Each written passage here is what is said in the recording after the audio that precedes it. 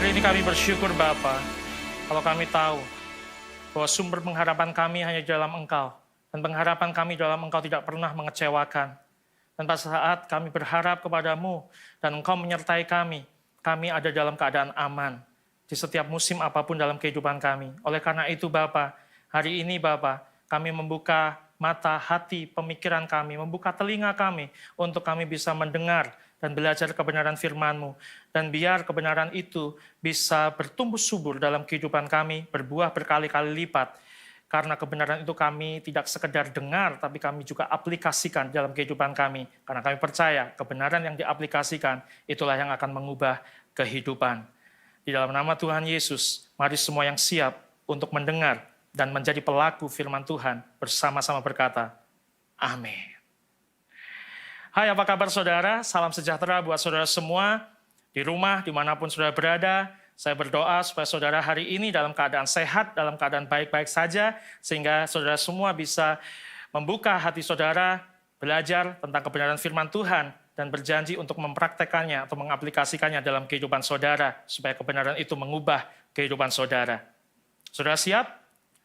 Nah, selama 3 minggu terakhir, kita telah belajar tentang mengapa penting untuk menjalani kehidupan sesuai purpose atau tujuan.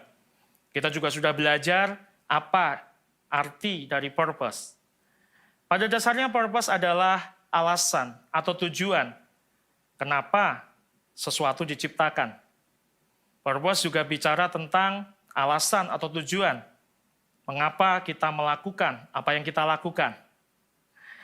Di minggu pertama, Pastor Jeffrey mengajarkan kepada kita semua bahwa situasi, kondisi, dan waktu yang diperlukan setiap orang dalam mencapai purpose berbeda-beda.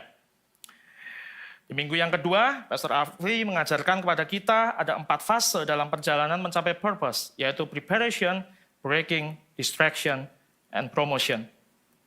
Dan minggu lalu kita belajar dari Pastor Sidney bahwa ketaatan untuk melangkah dengan melakukan atau membagikan apa yang ada di tangan kita adalah kunci untuk bertemu dengan calling atau panggilan kita dalam perjalanan mencapai purpose. Dan di minggu yang terakhir ini saya akan melanjutkan dengan membagikan kerangka dan strategi untuk bisa menikmati perjalanan mencapai tujuan tertinggi dalam kehidupan kita.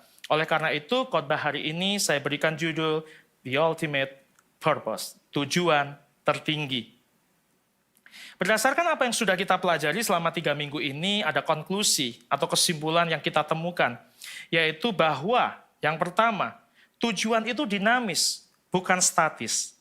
Purpose is dynamic, not static. Tapi sebelum kita melangkah lebih jauh, saya ingin mengajak saudara untuk melihat kisah perjalanan hidup seorang nelayan. Ini kisah yang sangat terkenal. Nelayan ini adalah nelayan yang sangat profesional, nelayan yang sangat kompeten, berpengalaman di bidangnya, dan bisa dikatakan sebagai pengusaha yang cukup sukses pada masa itu. Tetapi pernah ada satu kali momen di dalam hidupnya, dia gagal untuk mengerjakan tugasnya.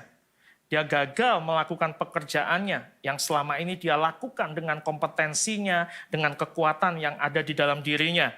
Pada saat semalaman, seharian penuh, dia mencoba menjala ikan. Di hari itu dia tidak mendapatkan ikan satupun. Dan saat itulah kemudian terasa krisis seperti datang menghampiri. Dan saudara mungkin berpikir, di dalam kondisi seperti ini, nelayan tersebut mengalami krisis finansial. Ya, bisa jadi dia mengalami krisis finansial, tapi kalau melihat kenyataan, bahwa dia adalah seorang nelayan yang berhasil, mungkin dia masih punya tabungan di dalam hidupnya. Oleh karena itu menurut saya, krisis yang lebih besar yang dialami pada saat itu adalah krisis kepercayaan diri. Kenapa? Karena dia merasa gagal untuk bisa mengerjakan tugasnya atau pekerjaannya. Nah, saudara tolong garis bawahi kata tugas atau pekerjaan. Tugas atau pekerjaan untuk apa? Untuk memenuhi kebutuhan dirinya sendiri maupun keluarganya. Jadi selain garis bawahi kata tugas atau pekerjaan, garis bawahi juga kata memenuhi kebutuhan. Nah di titik ini, si nelayan itu mungkin merasa demotivasi, merasa frustrasi, merasa gagal, dan ini yang menyebabkan dia ada di dalam situasi galau. Ada di antara saudara yang pernah galau? Sekedar mengingatkan saudara bahwa arti dari galau adalah G-A-L-A-U, gelisah antara lanjut atau udahan.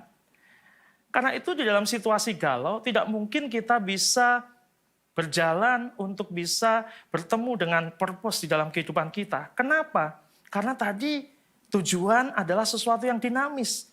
Sedangkan kalau kita statis, kalau kita galau, kalau kita bingung mau melangkah kemana, akibatnya kita diam saja, maka kita tidak bisa mengikuti dinamika di dalam perjalanan untuk mencapai purpose itu. Dan pada akhirnya kita akan sulit untuk bisa bertemu dengan purpose di dalam kehidupan kita. Dan kita sulit untuk mengerti tujuan apa yang mau kita capai dalam kehidupan kita. Nah, pada saat kita berada di dalam situasi seperti ini, apa yang harus kita lakukan? Pertanyaan saya kepada saudara, apakah saudara pernah mengalami situasi seperti ini? Dan pada saat ada dalam situasi seperti itu, apa yang saudara lakukan? Atau mungkin saat ini saudara sedang ada dalam situasi seperti itu. Nah, pada saat jika saudara pada saat ini ada di dalam situasi demikian, saya berdoa supaya kebenaran firman Tuhan ini dan pengajaran hari ini bisa memerdekakan kehidupan saudara dan kemudian saudara bisa menjalani kehidupan untuk mencapai purpose yang sudah Tuhan sediakan atau Tuhan siapkan di dalam kehidupan kita. Sebelum kita lanjutkan, saya ingin mengajak saudara semua untuk membuka Lukas 5 ayat 1 sampai 11. Saya akan bagi dalam dua fase pembacaan. Saya akan mulai dari fase Lukas 5 ayat 1 sampai 5 dan kemudian di bagian kedua saya akan membacanya di ayat yang ke-6 sampai ayat yang ke-11. Lukas 5 ayat 1 sampai 5. Dikatakan demikian. Pada suatu kali, Yesus berdiri di pantai Danau Genesaret. Sedang orang banyak mengerumuni dia hendak mendengarkan firman Allah. Ia melihat dua perahu di tepi pantai, nelayan-nelayannya telah turun dan sedang membasuh jalannya. Ia naik ke dalam salah satu perahu itu, yaitu perahu Simon, dan menyuruh dia supaya menolakkan perahunya sedikit jauh dari pantai. Lalu ia duduk dan mengajar orang banyak dari atas perahu. Setelah selesai berbicara, ia berkata kepada Simon, bertolaklah ke tempat yang dalam dan tebarkanlah jalamu untuk menangkap ikan. Nah, sebelum saya lanjutkan ke ayat yang kelima, saya mengajak saudara untuk mengimajinasikan bagaimana perasaan Simon pada saat itu. Dia ada di dalam kondisi galau, dia ada di dalam kondisi demotivasi, karena sudah semalaman dia tidak bisa mendapatkan ikan, dia sudah lakukan segala hal, tapi tetap saja dia tidak bisa mendapatkan hasil yang dia harapkan. Dan kemudian ada seseorang yang menyuruh dia untuk melakukan hal yang sama yang sebelumnya sudah dia lakukan. Kalau saudara jadi Simon, apa yang akan saudara pikirkan? Dia adalah nelayan profesional. Dia adalah nelayan yang mengerti banyak hal tentang bagaimana untuk bisa mendapatkan ikan. Dan kemudian dia tidak mendapatkan ikan, tapi kemudian ada orang lain yang menyuruh dia melakukan hal yang sama. Tetapi apa yang terjadi? Di ayat yang kelima, Simon menjawab, Guru, telah sepanjang malam kami bekerja keras dan kami tidak menangkap apa-apa. Tetapi karena engkau menyuruhnya, aku akan menebarkan jala juga. Perhatikan dan garis bawahi kata guru. Jadi karena Simon pada saat itu memandang Yesus sebagai guru, maka kemudian dia mau taat dan melakukannya. Tapi pertanyaannya, apakah semua itu dilakukan Simon dengan alasan karena dia memiliki hubungan pribadi dengan Yesus? Saya rasa tidak. Saya ingat pada waktu saya masih kecil, pada waktu masih kanak-kanak, waktu sekolah, kalau guru saya meminta saya melakukan sesuatu, belajar sesuatu, ataupun mengerjakan PR, saya akan melakukannya, saya akan taat melakukannya. Walaupun mungkin ada di antara kita, ada di antara saudara yang jarang bikin PR, jarang melakukan apa yang dikerjakan, tapi setidaknya pernah melakukan apa yang dikerjakan, atau apa yang diperintahkan. Nah, demikian juga dengan saya. Karena saya memandang bahwa guru adalah seseorang yang saya hormati, guru adalah seseorang yang memiliki banyak informasi, pengetahuan, sehingga saya hormat karena melihat titel atau posisinya, maka kemudian saya mau melakukan apa yang diperintahkan. Tapi apakah saya punya hubungan pribadi dengan guru tersebut? Tidak. Karena guru tersebut tidak selalu bersama dengan saya di dalam kehidupan saya. Saya melakukan karena hormat kepada titel atau posisinya. Dan saya rasa demikian juga yang dipahami Simon pada waktu itu. Maka dia mau melakukan apa yang Yesus perintahkan, karena dia memandang titel Yesus sebagai guru. Tapi di ayat yang ke-6 dikatakan, dan setelah mereka melakukannya, mereka menangkap sejumlah besar ikan sehingga jala mereka mulai koyak. Lalu mereka memberi isyarat kepada teman-temannya di perahu yang lain supaya mereka datang membantunya. Dan mereka itu datang, lalu mereka bersama-sama mengisi kedua perahu itu dengan ikan hingga hampir tenggelam. Perhatikan ayat yang ke-8. Ketika Simon Petrus melihat hal itu, ia pun tersungkur di depan Yesus dan berkata, Tuhan, pergilah daripadaku karena aku ini seorang berdosa. Dari sebelumnya memanggil guru, sekarang memanggil Tuhan.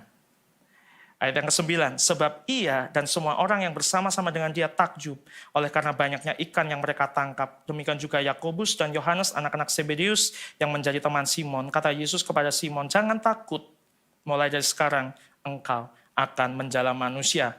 Dan sesudah mereka menghela perahu-perahunya ke darat, mereka pun meninggalkan segala sesuatu lalu mengikut Yesus.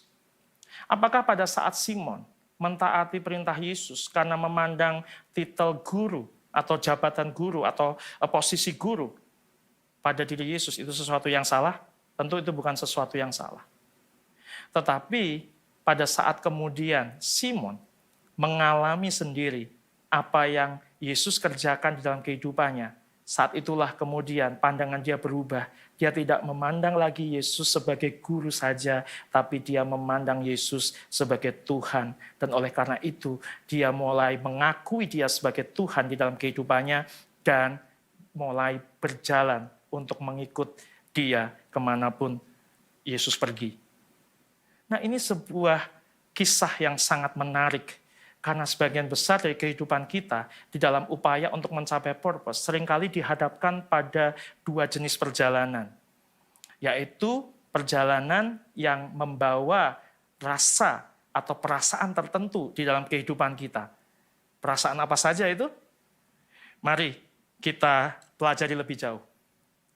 Ada jenis perjalanan di dalam pencapaian purpose yang membawa rasa frustrasi.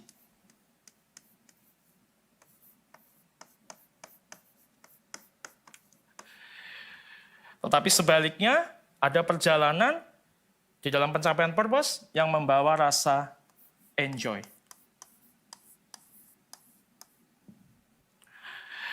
Nah, saudara mau pilih yang mana dulu nih? Mau yang frustrasi dulu atau yang enjoy? Kita mulai dari yang frustrasi terlebih dahulu ya. Nah, tapi sebelum itu, saya ingin menyampaikan kepada saudara bahwa pada saat kita berbicara tentang purpose, kita tidak bisa melepaskan dari pembicaraan tentang strength. Kenapa?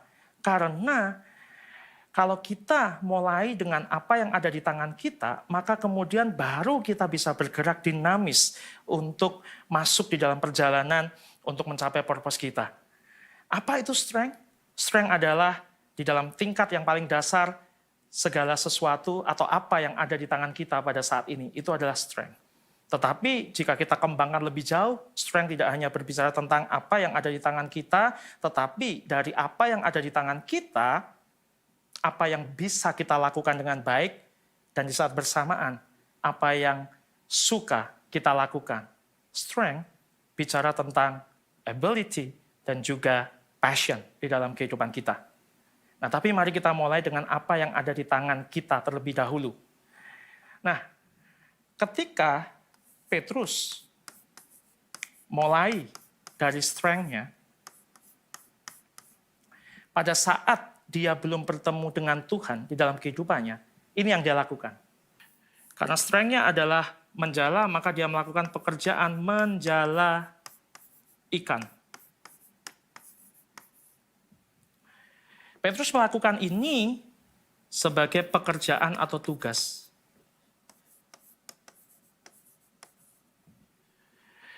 Nah, apa tujuan di dalam menjala ikan? Yaitu untuk memenuhi kebutuhan.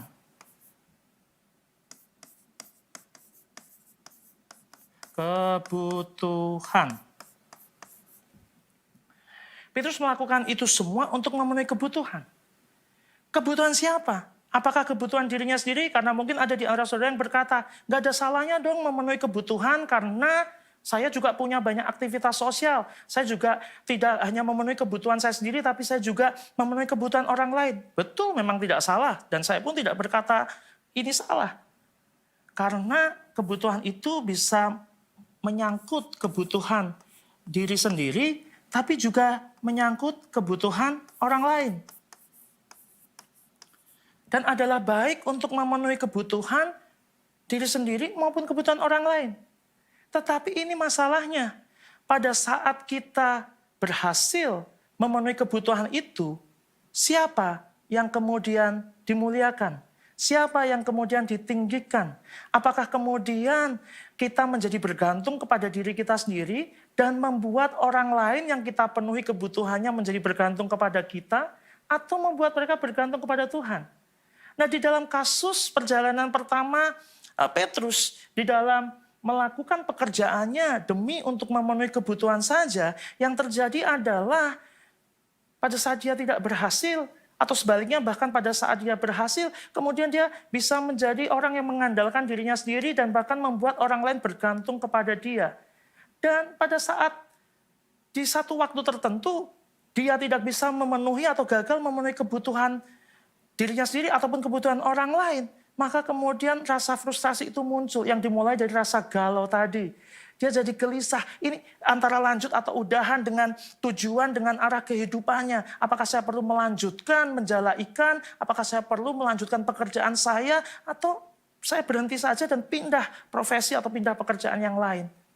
Jadi rasa frustrasi di dalam perjalanan pencapaian purpose seringkali tidak ditentukan hanya pada saat kita gagal, tapi juga pada saat kita berhasil. Karena apa? Karena kemudian keberhasilan itu membuat orang bergantung kepada kita. Dan pada saat kita tidak bisa memenuhinya, maka saat itulah kita menjadi frustrasi.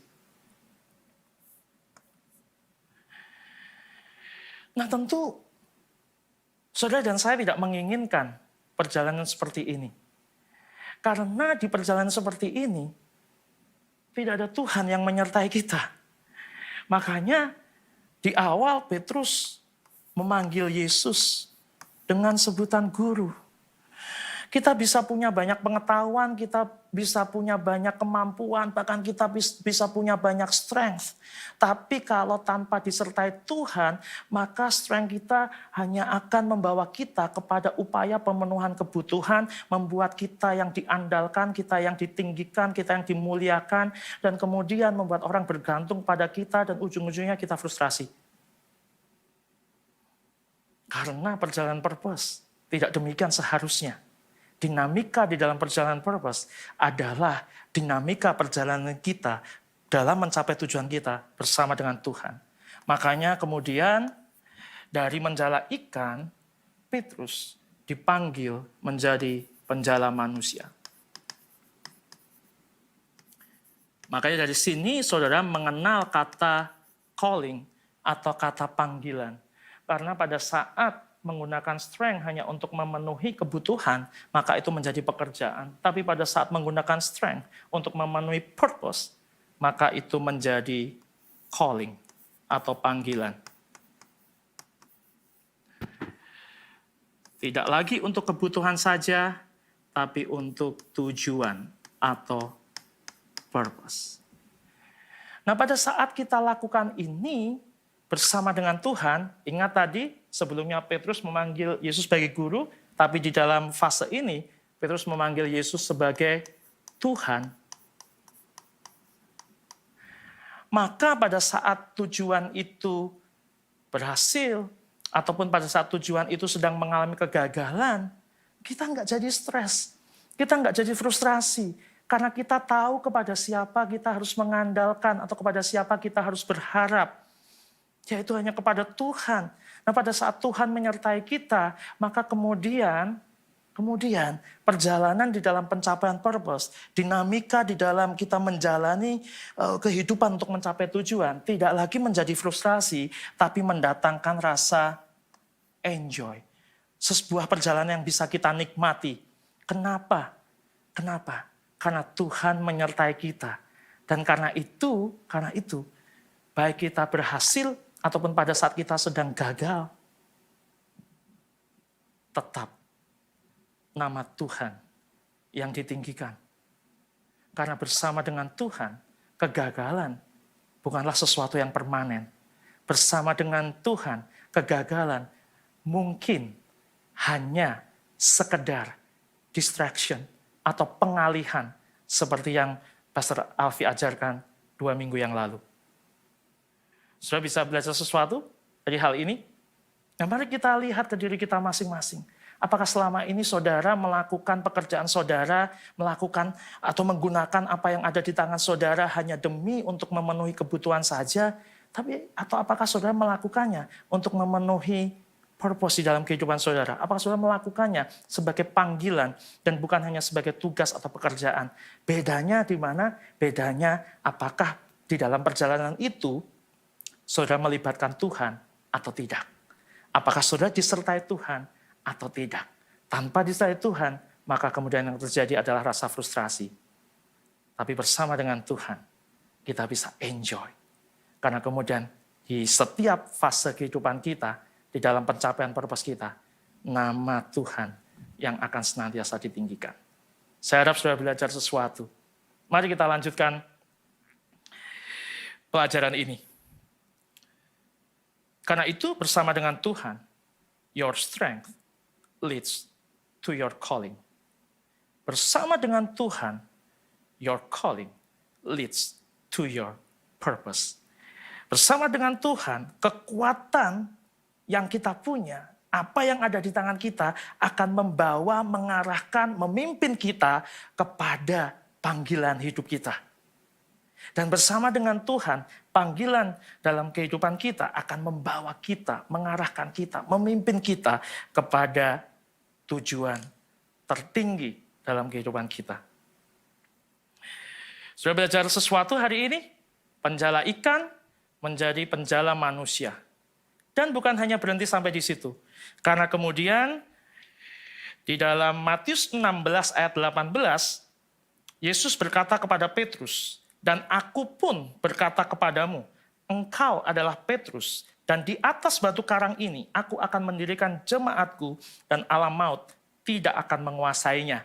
Penjala ikan menjadi penjala manusia.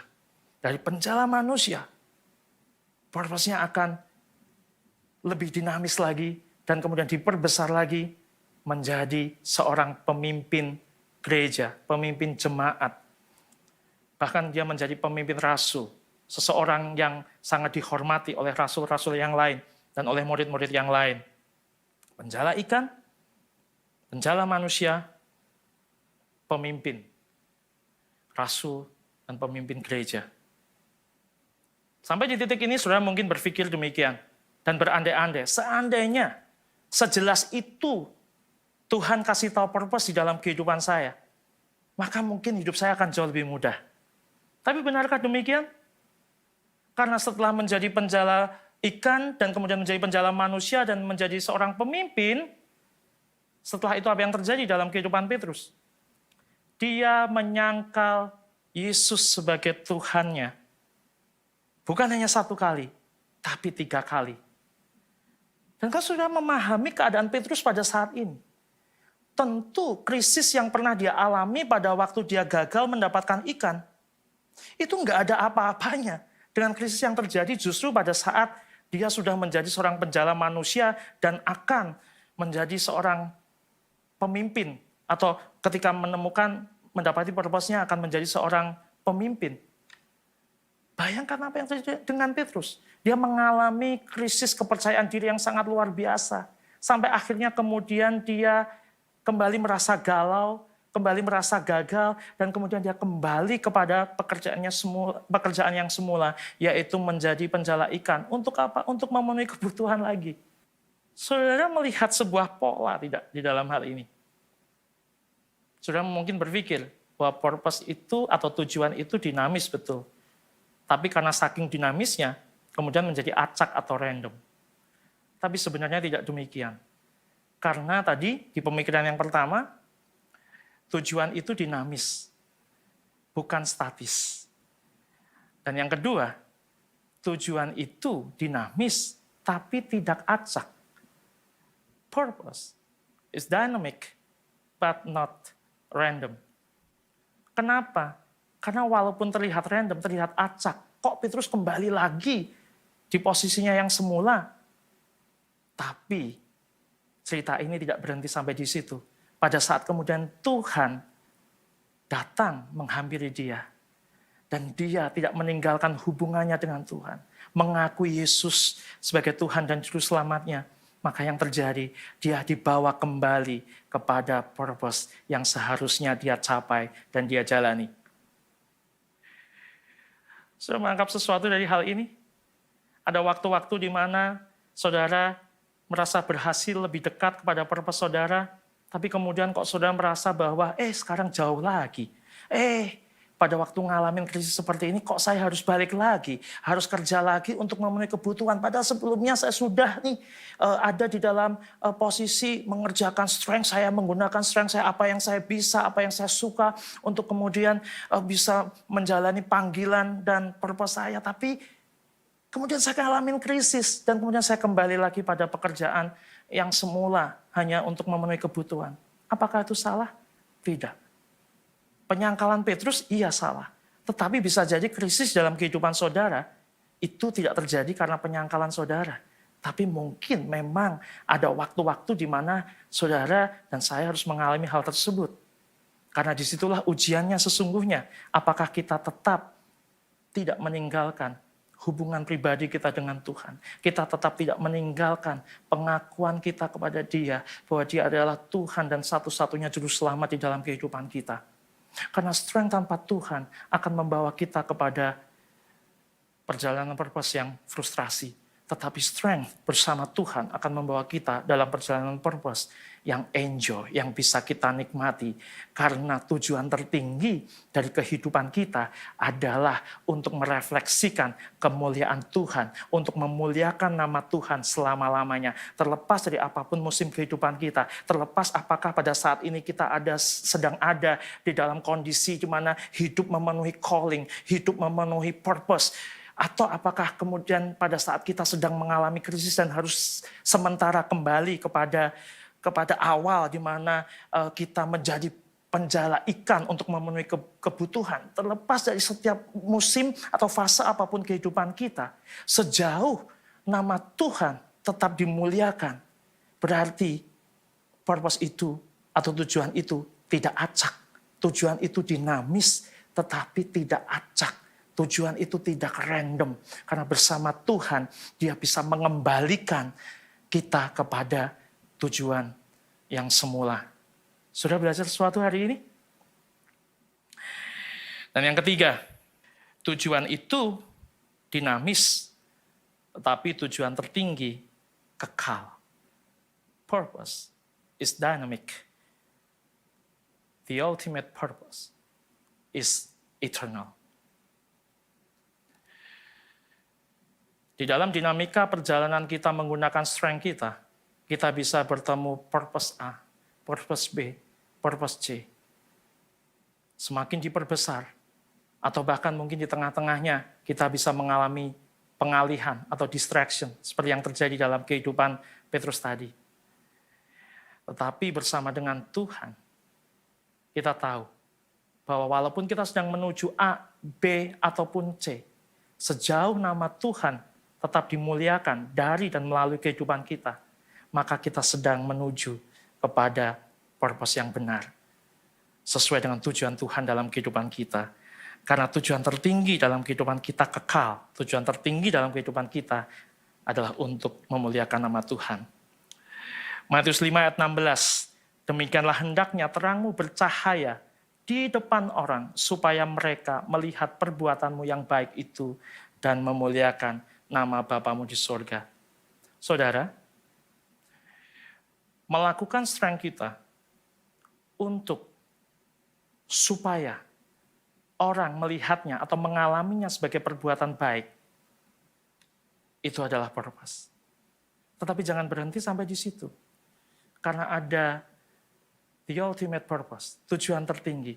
yaitu bukan saja atau ada tujuannya kenapa supaya mereka melihatnya sebagai perbuatan yang baik, yaitu bukan supaya nama kita yang ditinggikan, tapi supaya mereka memuliakan nama Tuhan.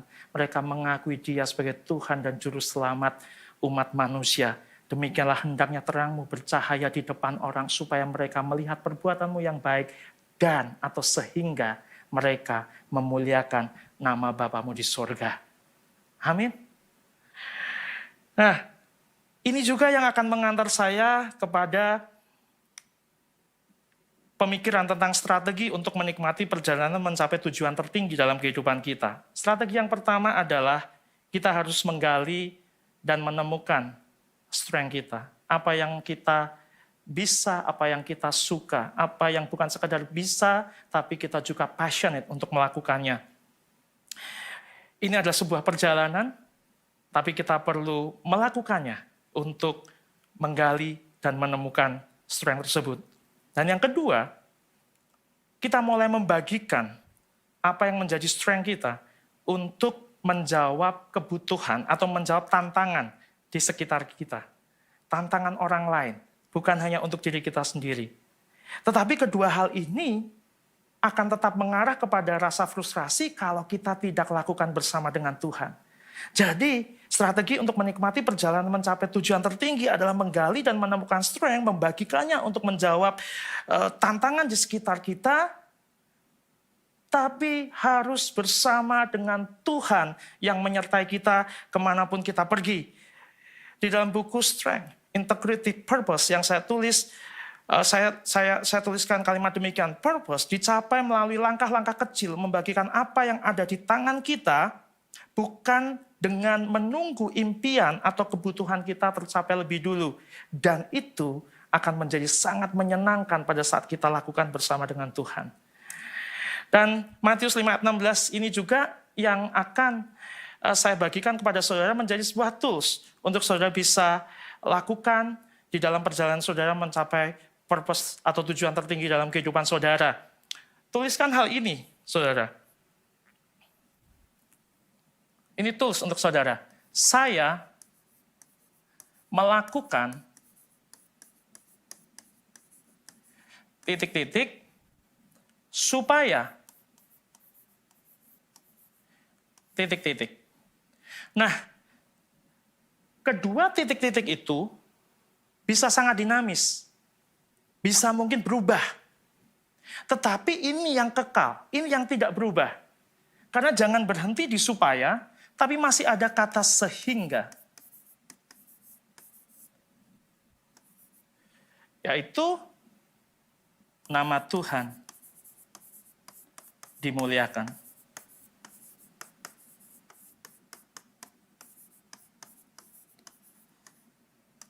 Jadi apapun yang saudara lakukan, supaya untuk apapun yang saudara inginkan, ketika setelah kata sehingga, ujung-ujungnya nama Tuhan yang dimuliakan, maka saudara sedang berjalan ke arah purpose yang tepat. Ke arah purpose yang membawa saudara memuliakan nama Tuhan. Dan akibatnya ini saudara, kenapa ini membuat kita menjadi enjoy? Karena ujung-ujungnya adalah perjalanan ini membuat kita enjoy, bukan sekedar enjoy yang biasa-biasa saja, tapi kita bisa menikmati Dia seumur hidup kita, karena Dia beserta kita selama-lamanya, dan Dia berkata di setiap musim apapun kehidupanmu, dalam perjalanan apapun dalam kehidupanmu, jangan takut karena aku menyertaimu sampai akhir zaman. Purpose dinamis atau tujuan dinamis, bukan statis. Tujuan dinamis tetapi tidak acak. Tujuan dinamis, tetapi tujuan tertinggi itu kekal, yaitu nama Tuhan dimuliakan dan kita bisa menikmati Dia seumur hidup kita. Tuhan Yesus memberkati. Mari kita pikirkan hal ini, renungkan hal ini. Mungkin ada di antara saudara yang hari ini merasa bahwa sudah sibuk sekali melakukan pekerjaan ini, pekerjaan itu, tugas ini, tugas itu. Dan di tengah-tengah kesibukan itu, saudara tidak menyadari bahwa ada pribadi yang datang mendatangi saudara, menghampiri saudara, mengetuk pintu hati saudara. Tapi saudara karena terlalu sibuk dengan apa yang saudara lakukan, saudara tidak membukakan pintu atau kelewatan membukakan pintu buat dia. Nah hari ini jika saudara merasa bahwa ini atau firman Tuhan ini menjadi jawaban atas kehidupan saudara, saya menantang saudara yang belum pernah menerima Yesus di dalam kehidupan saudara, buka hati saudara. Dan ini adalah saat di mana saudara bisa mengundang dia masuk dalam hidup saudara, menjadikan dia sebagai Tuhan dan Juru Selamat dalam kehidupan saudara. Bagi saudara yang mau menerima tantangan ini, letakkan tangan kanan saudara di dada saudara, dan saya akan berdoa buat saudara, dan ikuti doa saya. Tuhan Yesus, terima kasih untuk pengorbananmu. Hari ini aku buka hatiku, masuklah ke dalam hidupku, ampuni segala dosaku. Jadilah Tuhan dan Juru Selamatku.